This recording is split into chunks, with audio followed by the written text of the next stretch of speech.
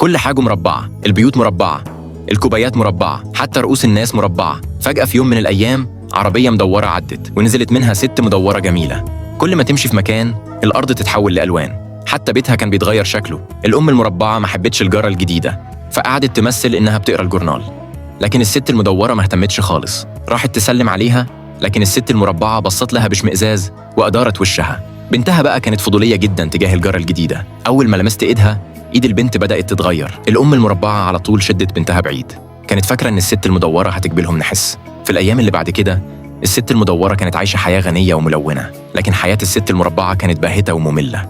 وكل مرة الست المدورة تسلم عليها، المربعة كانت ترد عليها ببرود. في يوم البنت كانت راكبة عجلتها في الشارع، لكن العجل المربع كان صعب يتلف. ساعتها عدت الست المدورة، لمست العجل اتحول فوراً لمدور. البنت فرحت جدا، بس في اللحظة دي أمها ظهرت. العجل رجع مربع تاني. الست المدورة رجعت لجنينتها تقص النجيلة، ظهر دودة قز، لمستها برفق اتحولت على طول لفراشة. البنت فرحت جدا وهي شايفة الفراشة.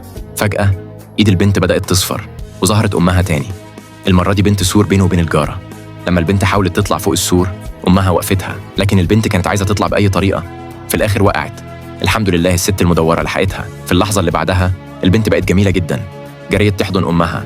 الأم المربعة على طول بدأت تتغير هي كمان. وأخيرا الست المربعة هدت السور، ومن ساعتها المدينة كلها بقت مليانة ألوان وحياة.